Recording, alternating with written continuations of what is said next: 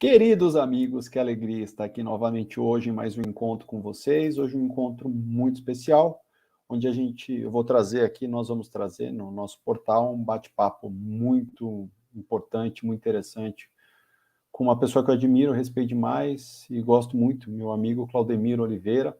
Vocês vão ter a felicidade, assim como eu, de conhecer um pouquinho dele. Antes da gente iniciar a nossa conversa de hoje, o nosso bate-papo, algumas informações importantes de eu passar aqui.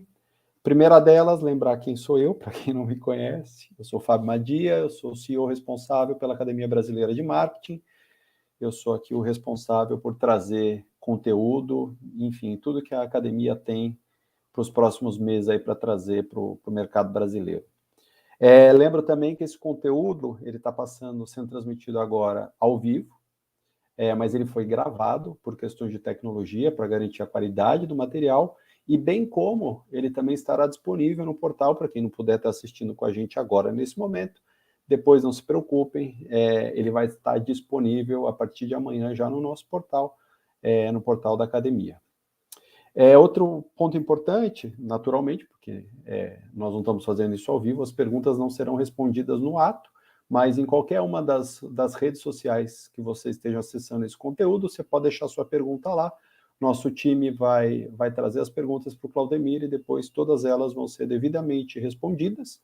Lembro que em mês de março estamos preparando aí um outro bate-papo, ou uma palestra, ainda não sei o formato, aí vai depender muito de quem vier aqui conversar conosco.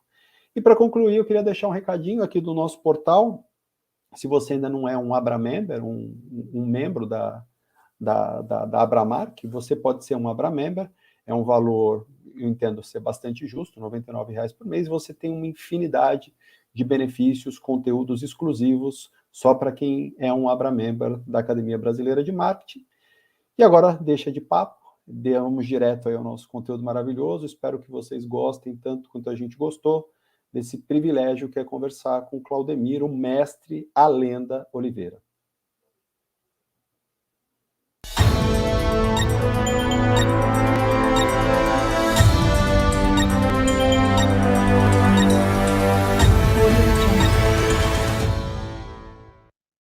Querido amigo Claudemir, que alegria, que honra ter você aqui conosco hoje no portal da Academia Brasileira de Marketing para contar um pouquinho aí dessa sua maravilhosa trajetória. A gente vai bater uma bola, eu vou seguir aqui um roteiro que eu escrevi, mas naturalmente a gente vai tocando aqui ao longo da entrevista. E acho que a coisa mais bacana é você começar, você abrir, em vez de eu introduzir você contar um pouquinho dessa sua linda, maravilhosa trajetória, por favor. Uma alegria enorme poder dividir um pouco da minha vida profissional. Mas eu geralmente, Fábio, se eu me permitir, geralmente as pessoas veem o nosso currículo, trabalhou na Disney, foi professor da Universidade Disney, e as pessoas não sabem quem somos nós por trás. Geralmente eu tiro um minuto rapidamente. Eu venho de uma família muito grande. Minha mãe teve 21 filhos, sou nordestino, e com 13, 14 anos de idade, a família inteira mudou para São Paulo e eu vi uma cena que transformou completamente a minha vida, que foi meu pai e minha mãe tentando pagar as contas no final do mês. E ali eu tomei uma decisão que transformou a minha vida. Eu percebi que para eu ajudar meus pais, somente a educação poderia fazer isso. E desde então eu nunca mais parei de estudar. Eu era office boy aqui em São Paulo, corria aí os finais de semana estudando, porque eu queria correr contra o tempo para eu chegar antes, porque eu sabia que, teoricamente, eu teria mais vida do que meu pai e minha mãe, e todo o objetivo da minha correria era para ajudá-los. Então, isso transformou a minha vida, a educação transformou a minha vida baseada numa cena. Uma cena livre, meu pai e minha mãe, 13, 14 anos de idade. Nunca mais parei de estudar, sabia que através da educação eu ia conseguir um bom emprego eu ia poder ter um bom salário, com um bom salário ajudaria a minha família. Então isso aí dá uma base do que me transformou, que me trouxe até aqui hoje. Eu acho que é importante as pessoas saberem que sempre há um momento que eu chamo de momento borboleta, né? O efeito borboleta na psicologia, a teoria do caos, que uma coisinha assim na sua vida pode te transformar completamente. É uma teoria bem interessante, essa teoria do caos, de um cientista do MIT. Então, comecei a correr, estudando inglês final de semana, tal. Meu sonho era trabalhar para uma empresa americana. Aí a primeira empresa foi a Eastern Airlines, que não existe mais. Depois fui para a American Airlines, estava no primeiro dia da American Airlines no Brasil, fui o líder do call center e das lojas da empresa no Brasil. Depois fui para a United Airlines, fiquei mais alguns anos. E em 95 a Disney estava buscando um executivo para abrir a divisão Parques e Resorts no Brasil. E eu tive o privilégio de ter sido o primeiro executivo da empresa nessa divisão aqui no Brasil. Essa divisão, só para vocês terem uma ideia, a Disney tem hoje aproximadamente umas 220 mil colaboradores, a The Walt Disney Company, todas as divisões. Mas só para vocês terem uma dimensão do tamanho da divisão Parques e Resorts, desses 220 mil colaboradores, aproximadamente 170 mil colaboradores estão dentro da divisão Parques e Resorts. Então, de 220 mil de toda a Disney, uns 170 mil estão na divisão Parques e Resorts, que são os parques pelo mundo, né? Califórnia foi o primeiro, depois Orlando, Japão, Paris, Hong Kong e Xangai. Foi o mais recente. Então eu tive realmente uma experiência extraordinária de 15 anos na Disney, abrindo um escritório aqui. Em 2000 eles me levaram para os Estados Unidos para eu liderar a estratégia global de treinamento. E nos Estados Unidos, onde eu vivo até hoje, por acaso estou em São Paulo hoje, porque viajo muito ao Brasil, eu tinha um outro grande sonho que era ser professor da prestigiada Universidade Disney e do Disney Institute. E realizei também esses sonhos enquanto estava lá nos Estados Unidos. Então a minha carreira aí começa desde office boy, pastelaria, vendo meu pai e minha mãe querendo pagar a conta no final de mês. Eu falei, eu vou mudar essa história, não sou bom de matemática, mas essa matemática eu vou resolver esse cálculo. E resolvi. Não tenho mais meus pais fisicamente, mas espiritualmente comigo, inclusive nesse momento, e eles sabem que eu consegui realizar o grande sonho através de uma cena. Uma cena que transformou a minha vida, como uma cena já transformou a sua, meu amigo Fábio, como todos vocês que me escutam nesse momento, você tem uma cena que falou, uau, isso me trouxe aqui. Pois essa cena me trouxe até aqui a essa entrevista, meu grande amigo Fábio e todos os amigos que me assistem nesse momento. Que alegria, Claudemir, que história maravilhosa que você tem, que exemplo que você é para todos nós, né? Eu acho que para a gente começar esse bate-papo aqui, a coisa mais interessante para a gente falar é que você foi se especializando ao longo da sua vida em duas palavras que são relativamente novas para todos nós, que é a psicologia positiva. Então, acho que a coisa mais importante para a gente começar esse bate-papo é você contando um pouquinho para a gente, de fato, o que é a psicologia positiva. Essa é uma pergunta interessantíssima, Fábio. Obrigado, porque eu tenho a oportunidade de explicar o que faz um cara que é executivo da Disney chegar aos Estados Unidos, e já tinha feito 2 pós-graduações aqui no Brasil pela SPM, dava aulas na SPM antes de ir para os Estados Unidos, dei aula também na sua instituição. Enfim, quando eu cheguei aos Estados Unidos, eu não queria mais fazer MBA, não queria fazer nada relacionado com administração. Então a Disney me falou, olha, você pode estudar o que você quiser que a gente paga. Então eu falei, bom, então, excelente. Eu sempre estudei, lembra da minha história lá, por isso que é interessante ter contado aquela história, porque tudo vai estar relacionado com aquela história do meu pai e da minha mãe, de eu falar, é a educação que vai me salvar. Nunca tinha parado de estudar, chego em Orlando, vou morar em Celebration, que é uma cidade construída, desenhada pela própria Disney, e descobri que tinha uma universidade, um campus sendo feito lá, que era da Stetson University, que é a universidade mais antiga da Flórida, de 1883, muito tradicional, e que a Disney queria um campus deles lá dentro dessa cidade planejada que ela estava construindo. A Stetson fica em DeLand, o campus principal, fica 1h30 de Orlando, e a Disney queria um campus dentro da cidade. Pois bem, eu conseguia ver o prédio da universidade. Então eu falei assim, eu que gosto de estudar, a educação me transformou, estão construindo essa universidade só para mim. Que privilégio. Que privilégio. Vou caminhar do meu apartamento aqui para a universidade, enquanto em São Paulo eu era office boy, eu pegava 2, 3 ônibus. Então, acho que eu vou agradecer a Disney por isso. Pois bem, aí fui atrás do curso. Bom, o que eu vou fazer aqui? Mestrado no quê? E a Disney lá provavelmente esperando. Ele vai vir com alguma coisa relacionada com negócios, né? E olho lá, aí apareceu uma palavra counseling, que seria psicoterapia, psicologia. E o foco era em psicologia positiva. Aí, primeiro, eu dei uma lida sobre o que era psicologia positiva. Era recém-nascida, porque é uma ciência que nasceu em 98. Estou falando aí ano 2000, ou seja, 2 anos depois eu já estava antenado do que estava acontecendo nos Estados Unidos. Vi a seriedade de quem estava por trás da psicologia positiva, Martin Seligman, da Universidade da Pensilvânia, estudiosos da Harvard. Eu falei assim, eu vou pegar esse bonde aqui. Mas havia um fator pelo qual eu escolhi a psicologia positiva. Né? A psicologia positiva, diferentemente dos movimentos de autoajuda, ela é científica. Então essa palavra ciência me encantou porque eu queria trazer isso para os negócios, mas eu não queria, eu acho que se você fizer isso, você vai ser feliz no teu trabalho. Eu queria algo muito mais com substância, e a ciência é isso. Os caras, a psicologia positiva não é eu acho, elas vão lá e pesquisam. Por exemplo, vou dar apenas um exemplo para vocês, essa pergunta fatal que se pergunta, dinheiro traz felicidade?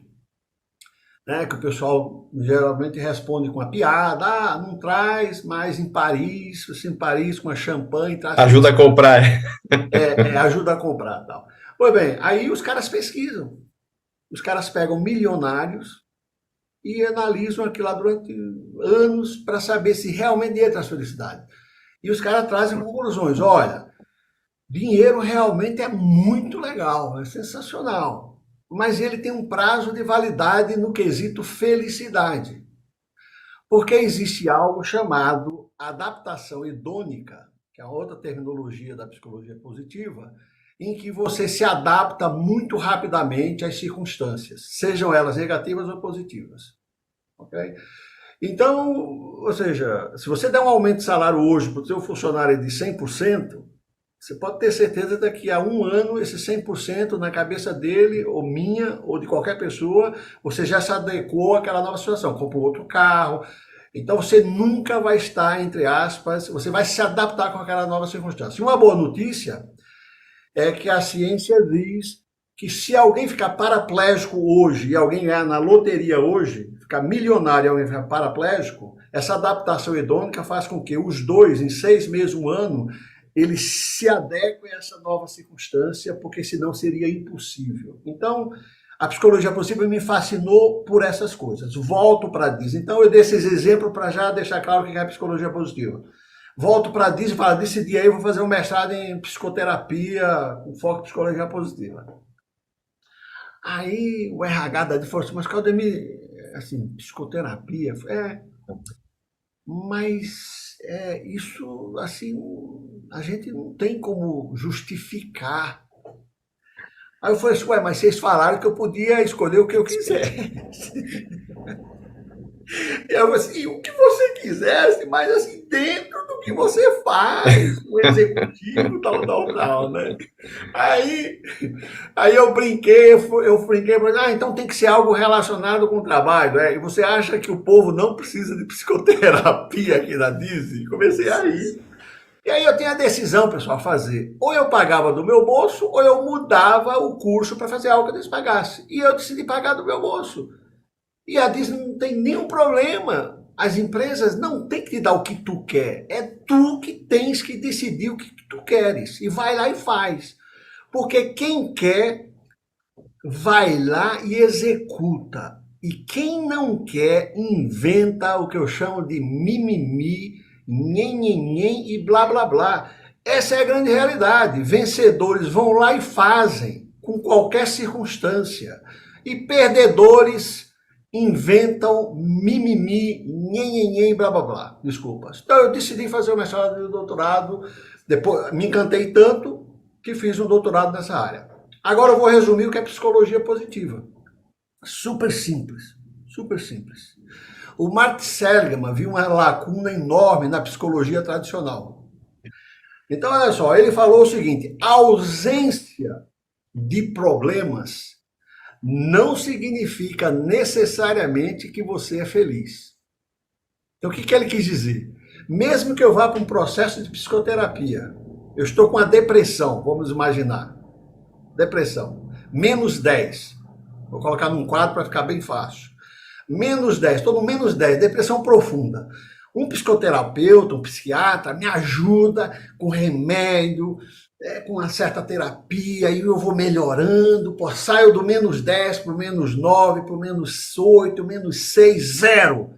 Não tenho mais depressão. A sacada da psicologia positiva foi: a ausência da depressão não significa que você é feliz. Estou arrepiado aqui, pessoal, porque eu sou apaixonado por esse tema. A psicologia positiva, o que ela quer então? Trabalhar as potencialidades do Fábio, do Claudemir, de cada ser humano, para que ele saia do 0, ausência de depressão, para o +1, para o +2, para o +3, e em busca da felicidade. Então a felicidade é uma busca, não é simplesmente é uma busca. E por que é importantíssimo nós trabalharmos essas potencialidades que nós temos? Porque problemas todos os dias nós vamos ter. Agora, você concorda comigo? Se eu começar a desenvolver as minhas potencialidades, for por +3, olha que legal, e me aparece um probleminha ali, eu tô bem, né? Eu esfraquejo um pouquinho, mas eu ainda tô trabalhando as potencialidades. A minha chance de ir para o -10 diminui. Se eu estou no 0 e eu não busco trabalhar as minhas potencialidades, eu vou ficar no 0, qualquer problema eu baixo para o -9, ou melhor, -1, e aí não trabalho as minhas potencialidades, vou para o -2 e volto lá para o -10. Então, o trabalho da psicologia positiva, cientificamente, por essas universidades que eu já mencionei, é esse: como nós podemos, Fábio e todos que nos escutam, podemos trabalhar diariamente nossas potencialidades. Vou dar um exemplo. Como que se trabalha isso, Claudemir? Né? Só sendo positivo? Sim, e agindo. Né? Por exemplo, existem estudos que falam sobre gratidão. Uma palavra, a palavra gratidão. Existem estudos científicos, pessoal. Se você não gosta da palavra, a palavra está muito mal usada, existe estudo. Se você todos os dias parar à noite antes de dormir, escrever só 3 coisas boas que aconteceram durante o dia, só isso. Isso acumulado, essa vontade de falar de coisas boas, na verdade, eleva ao teu processo de felicidade. Te traz para esse +1, +2, +3. Porque o que acontece é que nós somos tragados pelo negativo por uma questão de sobrevivência. E como eu vim da aviação, para terminar essa pergunta, quantos milhões de voos são feitos seguros, sem acontecer absolutamente nada, e o mundo fica calado? Caia um avião e o mundo grita. Sabe por quê? Porque no nosso DNA de sobrevivência, na hora que vem uma notícia ruim, o teu DNA, o teu inconsciente fala: eu viajo de avião, eu poderia estar nesse avião. E já era, você é tragado pelo negativo. E eu sou jornalista formado, adoro jornalismo, mas acho que o jornalismo decididamente tem um quê de sensacionalismo, o que é uma pena. Mas entendo perfeitamente que é uma forma de chamar a atenção. Então a psicologia positiva foca muito mais nas potencialidades que nos problemas que a psicologia tradicional foca. Agora olha que lindo. A psicologia positiva não abomina a psicologia tradicional que foca no negativo. Ela apenas diz que temos uma outra alternativa além da psicologia tradicional. ir para uma terapia e só falar de problema, meu amigo, decididamente não é uma solução. E os psicólogos tradicionais caíram nessa armadilha. Porque eu não conheço ninguém que fala assim, ó, eu vou para um terapeuta e começa a terapia mais ou menos assim. Terapeuta, eu ando tão feliz ultimamente, mas tão feliz que eu não sei como dividir essa felicidade. Não existe. O cara só vai para terapia para falar de problemas.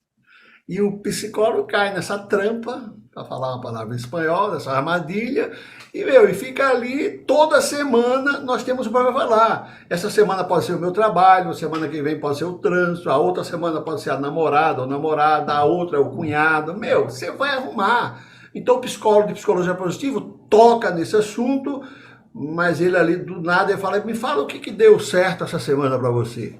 E o cara não está esperando. Então, é uma ciência fascinante, absolutamente fascinante. Que maravilha, Claudemir. Quando a gente olha para o processo do branding, da construção de uma marca forte ali no mercado, nós entendemos que esse é um processo que vem de dentro das empresas para fora, né? O processo dele começa naquele asset que é o mais importante de uma empresa, que é seu time, que são suas pessoas, que são seus parceiros, seus colaboradores. E a partir do entendimento real do que é esse negócio por essas pessoas, você vai trabalhando toda a cadeia até que em um momento você chega no mercado de forma consistente e relevante. Você naturalmente trabalhou em empresas onde isso era muito presente. Então, eu gostaria que você contasse um pouquinho aí da sua experiência, de exemplos, e como você acredita nesse processo e no impacto que as pessoas têm no processo de construção de marca, de marcas relevantes e fortes. Fábio, excelente pergunta. A psicologia positiva, nos Estados Unidos, pelo menos, no Brasil, ainda engatinha, temos alguns excelentes profissionais, mas engatinha. Só para você ter uma ideia, não sei se isso mudou, mas o próprio Conselho Regional de Psicologia não reconhece no Brasil a psicologia positiva, o que é absolutamente surreal. Se tiver algum psicólogo me ouvindo, me desculpe, mas eu tenho que realmente é absolutamente assustador eu saber que o Conselho Regional de Psicologia, até alguns anos, não sei se isso mudou, acredito que não, senão alguém já teria me falado, não reconhece a psicologia positiva. As empresas são feitas de pessoas, como você bem colocou aí, né? E as pessoas estando bem com elas mesmas, naturalmente que há uma tendência a essas pessoas serem muito mais felizes, muito mais produtivas e, como consequência lógica, as empresas têm muito mais, vamos dizer assim, muito mais sucesso. Então, não adianta, como você bem colocou, começar de fora para dentro, né? Você começa a arrumar a loja de dentro para fora. A Disney, por exemplo, ela é expert nessa área. Uma empresa naturalmente que falha, como qualquer grande empresa. Tivemos até recentemente aí a queda do CEO, voltou o Bob Iger, que eu conheci de perto, ou seja, vi a gestão dele do Michael Eisner, porque fiquei lá 15 anos. E tudo a ver o quê? Com pessoas. Tudo a ver com o bem-estar das pessoas. Os próprios colaboradores, esses 220 mil que eu falei para vocês, da Disney, não tinha grande simpatia, empatia pelo Bob Chapek. Então já começa aí, entendeu? Dentro da empresa, as pessoas não estavam felizes e, como você bem falou, como é que você vai construir um branding que começa com as pessoas que são quem realmente faz a diferença na empresa não estando bem? Então a Disney, inclusive, dentro desse contexto da psicologia positiva, a Disney tem um tripé do sucesso, que é o primeiro, adivinha qual é? Ela usa uma palavra diferente, elenco, e traduzindo, pessoas. Pessoas. Pessoas. Aí depois ela fala em cenário, que é tudo que é visto pelo cliente, né? Ela acredita que isso é muito importante. E o terceiro é processo. A Disney usa uma expressão espetacular que ela diz que a gente aqui não faz nenhuma magia. Como não, Claudemir? A Disney é uma empresa de magia. A gente vai lá e a Disney fala assim, zero de magia. É o processo que a Disney tem que faz a magia acontecer. Tudo na Disney tem processo. E eu aprendi isso quando eu entrei na empresa. Eu não gostava da palavra processo. Muitos de vocês também, pô, processo é uma coisa chata. Pois bem, esse chato só é chato, sabe por quê? Porque nós, como líderes, falhamos em contar o significado do processo.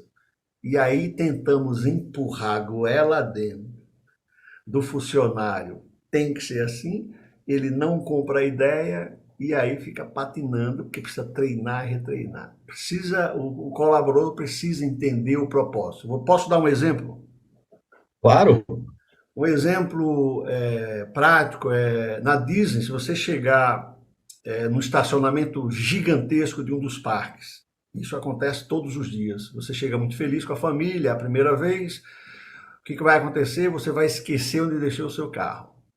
Você vai pegar o trenzinho, vai para o parque, tá se divertindo, lá para as 11 horas da manhã, a esposa olha para você e fala assim, tá tudo bem, meu amor? Não, tá tudo bem. Não, mas eu sinto você preocupado. Não, tá tudo bem.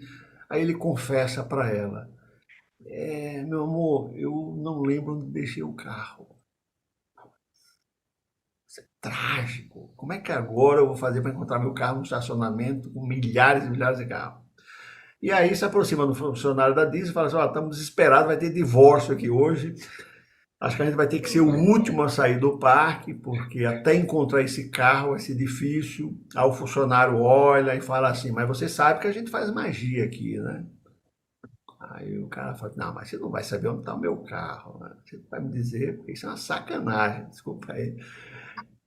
Então, eu vou dizer onde está o seu carro, você só precisa me responder uma pergunta. E eu tenho uma ótima notícia para dizer para você e a sua esposa. Você vai saber a resposta. Em sabendo a resposta dessa pergunta que eu vou te fazer, eu sei onde está o seu carro. Portanto, eu garanto que eu vou encontrar o seu carro agora, em 1 minuto. E ele faz a pergunta, que horas você chegou aqui ao parque? E se ele não souber, o funcionário tem como ver pelo bilhete dele, não, você entrou na catraca 9h05. Então você parou lá 9, 8h55. Dá só um minutinho. Os funcionários, naquele sol de 60 graus, a Disney tem funcionários indicando onde você para. A Disney poderia economizar dinheiro não tendo esse funcionário, cada um para onde quiser. Mas a Disney sabe o seguinte, se deixasse cada um parar por conta própria, tá? Os carros iam parar em locais errados, você não ia maximizar o espaço do estacionamento que você precisa ter. Então, eles têm aquilo por isso, beleza. Aí, qual é o processo? O funcionário no sol, se eu chego para ele e falar assim, ó, tu vai ter que marcar cada carrinho que tá passando ali na fila 1, fila 2, tá, marca aí no negócio aí. O cara não marca, e se ele marca com raiva. O que a Disney faz?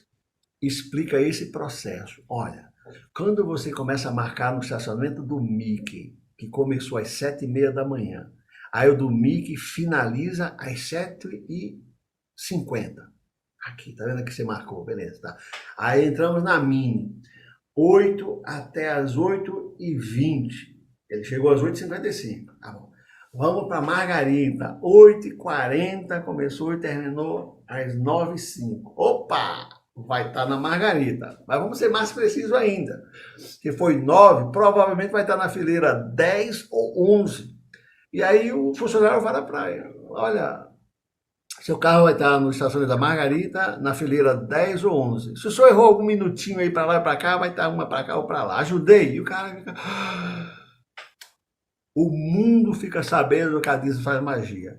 E não tem nenhuma magia. A Disney tem um processo e ela explica para o colaborador, dizendo, já imaginou você, aquele sol, responsável por essa magia que vai acontecer lá dentro do parque em algum horário durante o dia. Esse é o segredo.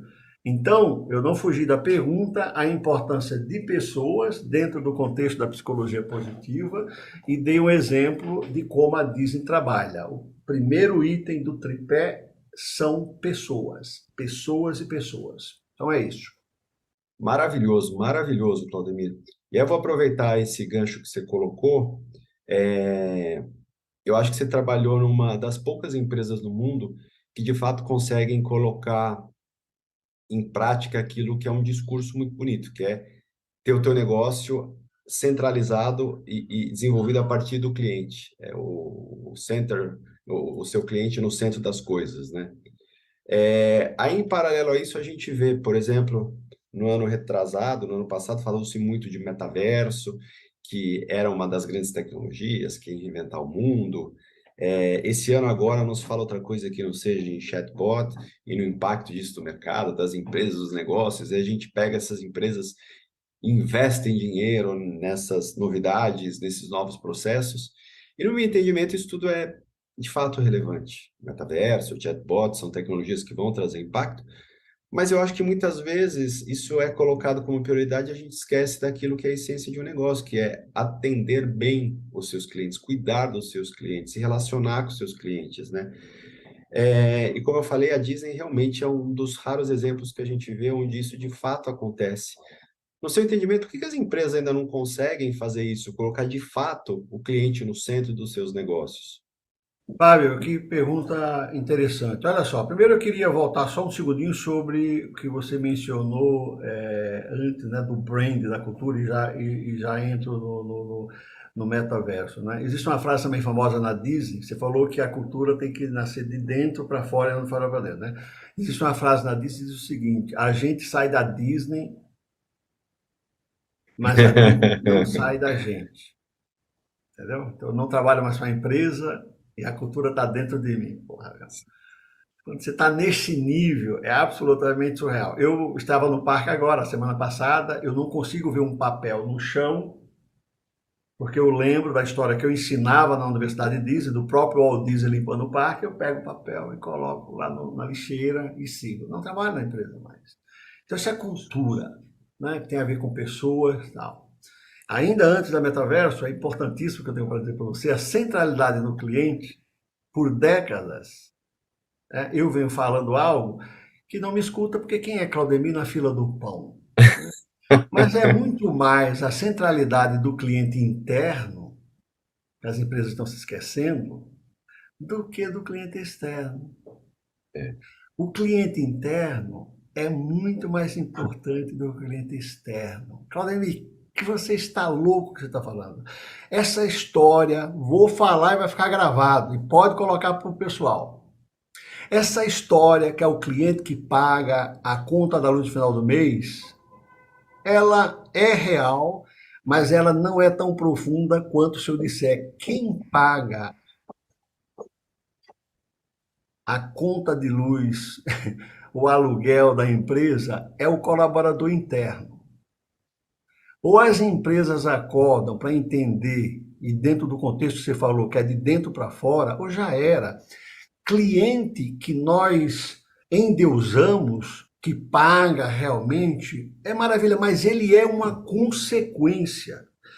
Então, eu não tenho nenhum problema do endeusamento do cliente externo, que as universidades e que o mundo endeusa por décadas.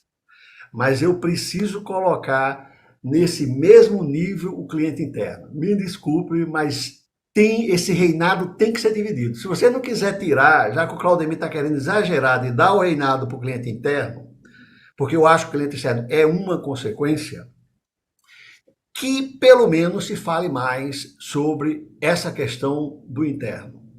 E se você aí acha que eu estou falando besteira, de que o endeusamento é maior no cliente externo, é só você fazer uma pesquisa.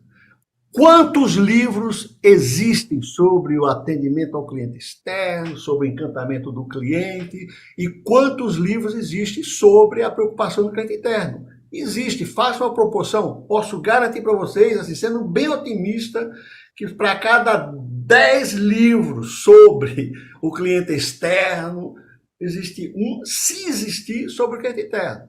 Então, assim, eu posso construir, o Walt Disney dizia, você pode construir o melhor lugar do mundo, mas 100 pessoas você não faz o sonho realidade. Você trabalha em pessoas, pessoal. Você pode construir o melhor hotel do mundo.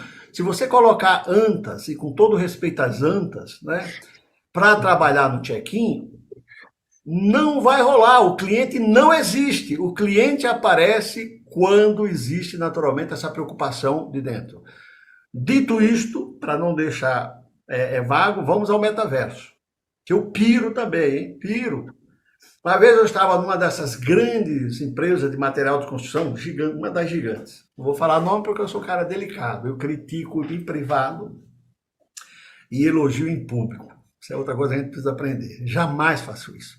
Até porque pode ser pontual aquele erro da empresa, né? Você, quando ela realmente chuta mesmo o pau da barraca e que não tem mais jeito, a gente faz público para ajudar. Mas, em geral, eu não faço publicamente, né? E os caras com as propagandas lindas de metaverso, investindo em metaverso. Aí eu entro lá para fazer compra. Aí tu entra no Wi-Fi da empresa que fica se vangloriando que tem metaverso e não dá 1 megabyte. Tu não consegue fazer absolutamente nada. Então é o seguinte, galera, para usar uma expressão popular, é o seguinte, meu, primeiro resolve o básico e depois vamos falar de metaverso. Um monte de gente falando de coisas estratosféricas não está resolvendo o básico do básico do básico, meu. Não me vem com esse papo, entra lá na tua loja lá e não tem internet, a tua internet é horrível. E te falo mais, hein? Eu sou tão bonzinho que quando acontece uma primeira vez isso comigo, eu nunca julgo. Não, pode, Fábio, acontece comigo, tal. Eu volto nessa loja no mínimo umas 10 vezes em épocas diferentes e vou observando. Incompetente. Para de falar de coisas gigantescas e lindas quando você não entrega nem o básico do básico, meu. Dito isto, vamos então agora para a inteligência artificial. Lindo, maravilhoso. Tanto é que o metaverso já não se fala mais, como você bem colocou. Por que será que não se fala mais tanto do metaverso? Porque não resolveram ainda o básico, do básico, do básico. Resolva o básico, do básico, do básico, aí a gente vai para o metaverso. É impressionante, pessoal. Então, óbvio que eu não sou contra a tecnologia, óbvio que eu adoro tudo isso tecnológico, mas eu acho que as empresas precisam tomar cuidado, né? Precisam tomar cuidado porque você precisa cumprir com aquilo que você promete. E à medida que você está falando, prometendo algo extraordinário, e você entra na tua loja, lá dentro da loja, e você não entrega nem o básico do básico, é bem complicado você cumprir essa promessa. É a mesma coisa ser num restaurante que fala que é limpo, maravilhoso, a comida é bem tratada, e você entrar no banheiro está sujo. Limpa primeiro o banheiro e depois você vai lá no mercado e fala que vocês são espetaculares, comida de qualidade, orgânica, os melhores chefes. Limpa o banheiro primeiro e depois a gente vai. Então o meu ponto é o seguinte, todos esses temas são espetaculares, maravilhosos, eu só espero que as empresas saibam onde elas realmente estão para que elas possam se expressar dentro do contexto de onde elas realmente estão. Simples assim. Muito bacana isso que você falou. Inclusive, eu vou colocar uma coisa que talvez você saiba, talvez não saiba, né? Você é um dos grandes conhecedores do universo Disney. Mas em 2018 a gente foi viajar para celebrar aí os 75 anos do meu pai, na cidade do coração dele, que era Nova York. Então, fui eu, minha irmã, os nossos respectivos filhos, Vanessa, Eduardo, fomos todo mundo junto, né? E aí, em determinado momento, a gente estava numa daquelas grandes lojas do Times Square, e aí meu filho falou que queria ir numa loja lá perto tal, e que ele precisava ir no banheiro. Eu falei, tá bom, vamos procurar aqui na loja que deve ter. Aí eu fui perguntar para a atendente dessa loja, e aí o que me surpreendeu muito é que ela falou, senhor, o único banheiro disponível nessa região do Times Square é o banheiro da Disney. É o básico, cara. É o básico, né? Eu vejo, por exemplo, outras coisas interessantes. Às vezes eu vou para estádios ou para shows, né? E observo lá absolutamente. Eu observo os banheiros masculinos e femininos no intervalo. Os femininos com filas enormes e os masculinos. Pô, meu, eu tenho que ensinar um arquiteto, o Claudemir, que não é ninguém na fila do pão. Eu tenho que ensinar um arquiteto, quando planeja um negócio desse, que precisa de mais banheiros para as mulheres do que para homens. Meu, eu piro, cara, com as coisas que eu vejo. Empreendimentos bilionários, gigantescos. Eu piro, absolutamente piro com essas coisas. Claudemir, que não entende nada, absolutamente nada de arquitetura, de engenharia. Eu observo e falo, vem cá, qual é a parte que eu vou precisar ensinar alguém que eu não deveria ensinar?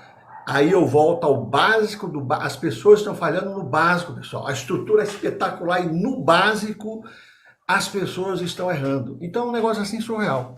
Aliás, esse exemplo do banheiro é interessantíssimo, porque me trouxe uma outra história linda de atendimento ao cliente e de detalhes da Disney. Adivinha qual é a segunda pergunta que mais fazem nos parques da Disney? Onde fica o banheiro? Onde fica o banheiro?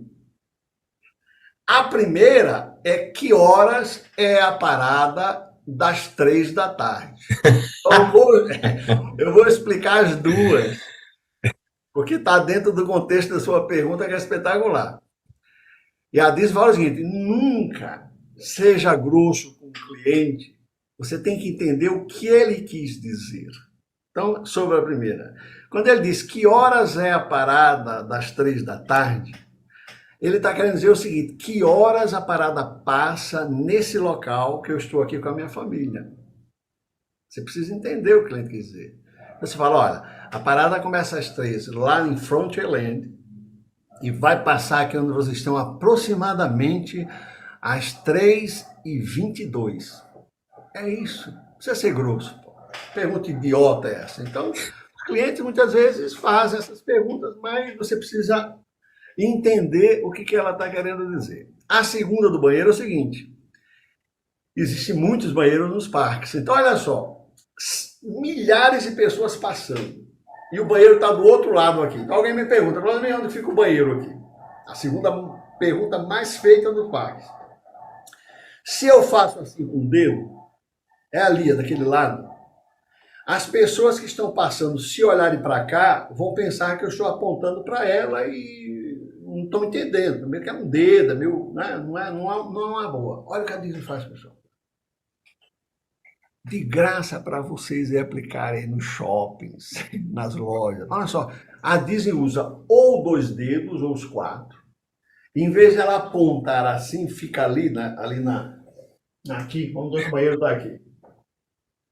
Ela faz assim, ó, fica ali do outro lado e volta a mão. Ó, fica ali do outro lado e volta a mão.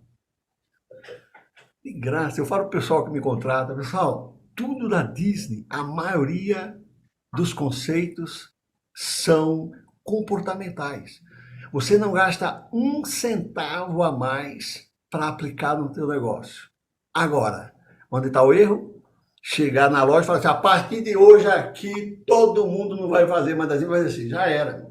Tem que chegar e falar, deixa eu te explicar o porquê que a Disney faz isso. Na hora que o colaborador compra, você não precisa treiná-lo mais. Por isso que as empresas continuam errando, porque elas empurram goela abaixo uma cultura que não foi explicada. Então, note, né, que as empresas, como a Disney, respondendo a tua pergunta, ela usa desses detalhes para encantamento ao cliente. Mas volto a repetir para os meus amigos aqui. A Disney, como qualquer outra empresa, comete erros e muitos erros. Por que eu me previno colocando isso? Porque eu sou um apaixonado pela empresa, não nasci ontem, você amanhã pega um voo, vai para Orlando, viu essa palestra, né? Eu estou falando palestra porque eu adoro palestra, essa nossa entrevista aqui, esse nosso papo aqui, o cara fala que vou encontrar o céu, um negócio extraordinário. Chega lá e encontra um banheiro sujo. Pô, mas o que aquele cara falou ontem lá? Então, eu não sou bobo, eu vou lá todos os dias, tem coisa errada, em vez de não encontrar coisa errada, estão tentando melhorar, trouxeram outro CEO porque estavam fazendo coisa errada, entendeu? Mas a empresa que erra, ela pode errar, mas ela precisa consertar o mais rápido possível isso aí. Porque existe um contexto na Disney que fala para cada momento trágico, você precisa de 37 momentos mágicos para trazer o cliente de volta. Mas, Claudemir, que exagero. O Kotler, se não me engano, fala em 6 no máximo. Que história é essa de 37? Que exagero, Claudemir. Kotler, eu acho que é o Kotler, não lembro agora. Adoro você, mas eu fico com os 37 da Disney. Quer um exemplo? Compra um carro 0 quilômetro. Quantas mil peças? Não são 37. Quantas mil peças tem um carro? Quando você chegar em casa, um arranhãozinho assim do tamanho, um arranhãozinho desse tamanho na porta, você só viu que eu chego em casa. Ué, mas o carro está perfeito. Não quero esse carro. Não quero. Ou a geladeira. Vai para um hotel de luxo e tudo é perfeito. Põe 37 itens positivos. Tu vai tomar o banho agora. Quando tu liga o chuveiro, é aquele pinguinho que tu tem que escolher onde. Ou a internet, vou fazer uma reunião com vocês no hotel e de repente não tem internet. Esse erro é fatal. Por isso que empresas como Disney, gigantes, que estão na frente, elas prezam por não errar. Exatamente que ela sabe disso, é difícil trazer ele de volta. Mas elas erram. E aí vem a segunda fórmula da Disney de encantamento ao cliente, dos detalhes que você me perguntou na tua pergunta original. Que é o quê? Quando errar, resolva imediatamente. Quanto mais rápido você resolve, mais você traz ele de volta. Então, são coisas às vezes simples, tem que estar dentro da cultura, como você bem abriu o nosso bate-papo, dentro da empresa para fora. Que maravilha. Você talvez seja um dos maiores embaixadores da Disney no mundo, né? Porque ela é uma empresa maravilhosa e você faz com que ela seja ainda mais maravilhosa, porque e você é meu amigo, eu tenho liberdade para falar isso, você é maravilhoso. Você é um ser humano muito diferenciado. Você é tão generoso à Disney que você foi lá e entrou no universo dela, você foi nos primórdios dela, como eu nunca conheci alguém fazer. E aí essa vai ser minha próxima pergunta e a pergunta de encerramento.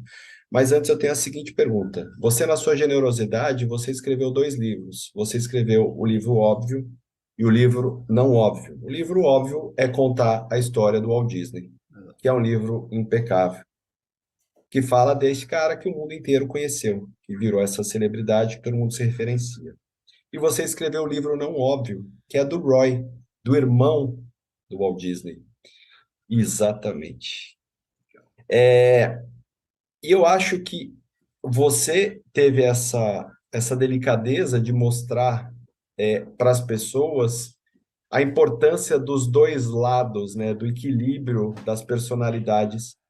No seu entendimento, qual que é o verdadeiro legado que cada um deles tem para os negócios, para o mundo, e a importância de cada um deles, sendo que um era a vitrine, era que estava lá no palco, e o outro é o que fazia de tudo para garantir com que ele brilhasse enquanto estivesse no palco.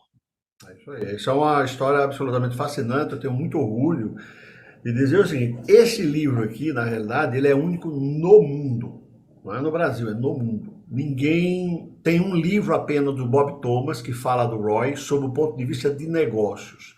Do ponto de vista biográfico, a biografia que eu escrevi do Walt Disney pelo Senac e a outra, acho que é isso aqui, ó. Biografia do Walt Disney e essa do Roy, eu sou o único autor no mundo a ter as duas biografias. E está vindo aí em primeira mão aqui para essa nosso bate-papo, Ub Iwerks. Será o meu terceiro livro junto com a Juliana. Será uma trilogia única no mundo. Já tenho os dois, são únicos no mundo, eu já vou para o terceiro para não ter nenhum erro. Então, olha só. O Walt Disney era o criativo. Era o cara que vinha com as ideias. Então, hoje na tua empresa aí, é o teu diretor comercial. E o Roy Disney era o financeiro, era o diretor financeiro. E entre comercial e financeiro sempre vai haver problemas. Porque, problemas no bom sentido, né? O comercial está querendo vender a qualquer custo, se de repente a situação estiver ruim, vamos dar desconto, tal, e você precisa de um financeiro para falar, olha, essa conta não fecha.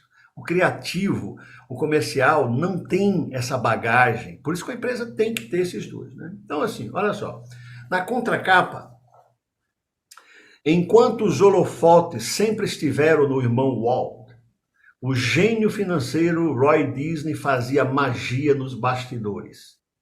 Enquanto Walt sonhava, Roy Disney realizava. Sem Roy, o Império Disney não seria nem mesmo um conto de fadas. Sem esse cara, essa entrevista de hoje, certeza não aconteceria, porque o Walt Disney faliu nada mais, nada menos do que 3 vezes antes dos 23 anos de idade. Eu faço, naturalmente, uma pesquisa, uma viagem, onde a gente vai para esses locais por onde eles dois passaram. E adivinha o que na minha análise eu fiz? A primeira empresa do Walt Disney era ele sozinho, um criativo sozinho, faliu. A segunda, ele se juntou com o Ub Iwerks. Adivinha, faliu. A terceira, ele voltou sozinho, Lothar Grams, faliu. Desesperado, desiste da animação, que ninguém sabe. O Walt Disney desiste da animação. Cheguei tarde na animação. Olha que história linda para a gente terminar o nosso bate-papo. Pega, vende tudo que tem em Kansas City, pega um trem primeira classe, só ida, para a Califórnia, onde ele quer ser diretor de cinema, porque o Centro Mundial de Cinema estava em Hollywood. Então ele não queria mais animação, ele foi para Hollywood. Chegando lá, achando que ia ser diretor de cinema, ele não consegue nem papel de ator. E adivinha quem resgata o Walt Disney? Roy. Roy chega, meu irmão. Roy tinha uns 8 anos a mais do que o Walt. Meu irmão, você não tem nada que você deixou lá em Kansas City, algum desenho, alguma coisa? Sim, mas cheguei tarde e não quero. Mas meu irmão não está dando certo aqui como diretor de cinema, nem como ator. E se a gente recomeçar? E o Roy convence o Walt Disney numa garagem que eu visito, está lá na Califórnia com o meu grupo. A gente visita essa garagem. Com $500 emprestado, fundam em 16 de outubro de 1923, portanto, esse ano é o centenário dessa empresa absolutamente extraordinária. 100 anos no dia 16 de outubro, então por isso estão tendo várias comemorações. Há 100 anos, exatamente, olha que maravilha esse nosso bate-papo. Coincidiu com os 100 anos, começou numa garagem e a empresa é o império que é hoje. Adivinha por quê? As 3 primeiras não tinham, isso é uma análise minha, naturalmente, como estudioso dos caras. Não havia um financeiro.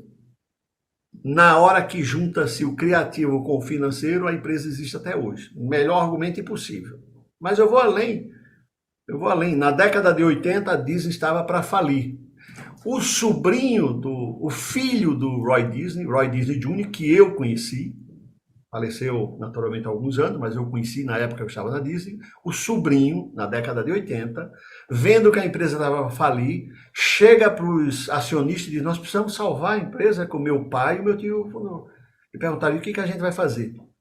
E ele fala, precisamos trazer de volta para a empresa 2 pessoas, um com características financeiras como era o meu pai, e um com características criativas como era o meu tio Walt. É aí que trazem, de arrepiar, pessoal, história fascinante. Trazem Michael Eisner, que era da Paramount, como se fosse o Disney, e trazem também o Frank Wells, da Warner Brothers, que era o financeiro. E adivinha o que aconteceu? Eles revolucionaram a empresa. Então, eu estou provando com fatos as minhas deduções dos meus estudos. Qual é a lição que nós temos aqui, Fábio, para todos que estão nos ouvindo? A sua empresa tem um cara muito bom de finanças? Tem um Roy? Sabe contar os centavos? Sabe baixar a bola do criativo em vez de quando você fala isso? Nós não vamos fazer.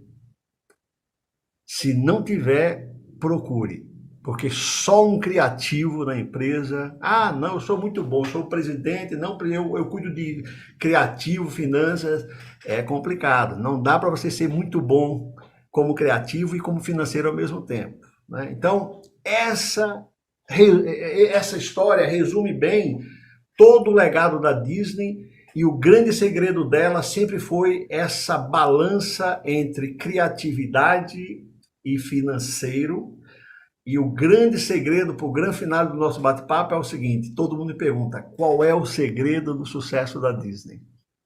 E eu tenho a resposta que eu vou dar para vocês. Tem a ver com pessoas, como o Fábio bem colocou no início do bate-papo. Tem que começar de dentro. Adivinha? A resposta é simples. Por que a Disney tem sucesso em entregar esse encantamento que o Fábio fala que nem todas conseguem?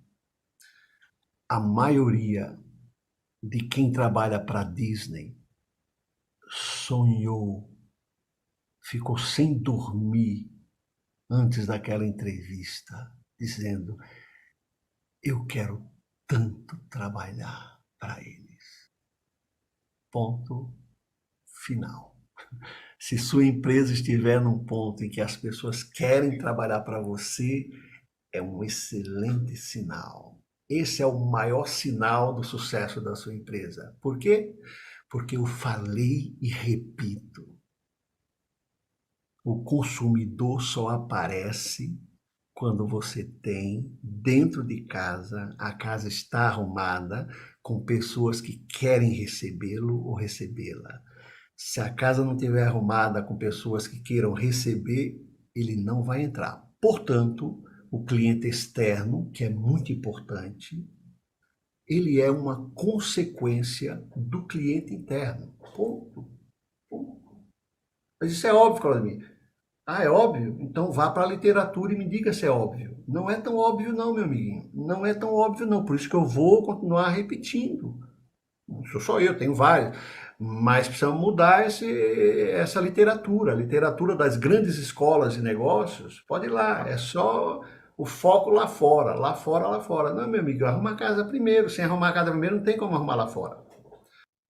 Bom, querido amigo, agora para a gente encerrar, eu imagino que a essa altura tem um monte de gente que provavelmente está pensando, porra, eu quero o Claudemir para mim, eu quero o Claudemir.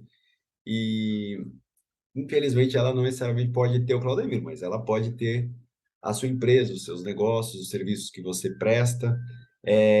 Então, conta um pouquinho para a gente aqui de como é que as pessoas podem acessar você e os seus serviços. A minha empresa chama Seeds of Dreams Institute, ou seja, Sementes de Sonhos Instituto, porque eu acredito muito na teoria na teoria não, na prática de você plantar algo, regar, e só lá na frente tem a colheita. Nós estamos num mundo que querem começar com a colheita para depois regar, para depois plantar. Estou aqui para dizer que, infelizmente, isso não existe. Nem a metaverso vai resolver e nem a inteligência artificial. Se é que vocês me entendem o que eu estou querendo dizer, né? Vamos primeiro fazer o básico. O básico é planta primeiro, rega e depois você faz. A gente tem imersão nos Estados Unidos, maio agora tem, sempre temos, que é uma semana, isso que a gente falou aqui sobre Disney, menos de uma hora, imagine durante uma semana inteira lá. Mas eu não me restringo apenas a Disney, porque eu acredito que um programa que inclua, além de Disney, a gente vai para a Apple, a gente vai para Harley Davidson, a gente vai para Nordstrom, a gente vai para a NASA, agora em maio eu estou querendo ir para a NASA, estou negociando com a Embraer, eles têm um centro de treinamento em Melbourne, fica ao lado da NASA, já quero conectar, porque a gente fala muito de high touch, high tech. A alta tecnologia, mas sem se esquecer do alto toque emocional que a Disney tem. High touch, high tech. Uso muito essa nomenclatura. Então temos imersões nos Estados Unidos, viajo ao Brasil quase todos os meses, não só para palestras, seminários, pouco de consultoria por questão de tempo, mas a gente faz também, dependendo da empresa. E eu também sou membro do conselho de algumas empresas aqui no Brasil. Então, em geral, estou no Brasil, entre Brasil e Estados Unidos, na ponte aérea, praticamente todos os meses eu estou no Brasil, mas vivo em Orlando, na Flórida. Então, é isso. E tem um documentário baseado nos meus livros, gratuitamente, YouTube, é só entrar e colocar O Contador de Histórias. Vai aparecer uns 2 ou 3 filmes lá, você vai ver um que tem uma capa meio Disney, assim, é aquele lá. É um documentário bem interessante sobre a vida dos dois. Então, gratuitamente, você pode ver esse documentário e depois você se aprofunda nos livros. São esses 2 livros, tem mais 2 livros de gastologia, são 400 páginas cada, que é mais de negócio. Esses 2 são de biográficos, né, dados biográficos, os outros são de negócios. E tem um livro, Você Já Comeu Água, que é sobre psicologia positiva, baseado aí na tese do meu doutorado e numa experiência pessoal. Sábados e domingos, querendo ajudar meus pais, como nós iniciamos o nosso bate-papo, eu não tinha dinheiro para almoçar. E a única coisa que eu tinha ali na rua Senador Feijó, Instituto Roosevelt, ali perto da Praça da Sé, na hora do almoço os amigos me chamavam, Claudemir, vamos almoçar. E eu não tinha dinheiro para almoçar, meus amigos. E eu só tinha água. Por isso o título do livro é Você Já Comeu Água? Eu tinha um sonho de ajudar meus pais. E quando você tem um sonho, você vai e paga. Você não inventa desculpas. Quem quer vai lá e faz. Quem não quer inventa desculpas. Eu sou como um rio. Se aparecer pedrinha, eu passo por cima. Se aparecer pedra gigante, eu faço um volume de água e passo pelo lado. E se ela continuar lá, eu passo por cima também. É simples assim. Vamos para cima, meus amigos. Não temos tempo a perder. A vida é bela, preciosa e precisamos realmente continuar com qualquer circunstância. A vida é bela. Que maravilha, meu amigo, que maravilha, que alegria. Ó, e hoje eu tô aqui, ó, em sua homenagem. Eu vim aqui, ó, com a camiseta do chefe. O chefe está aqui comigo hoje. Eu gostaria de agradecer do fundo do meu coração, aqui em nome de todos nós da Academia Brasileira de Marketing, eu como seu amigo.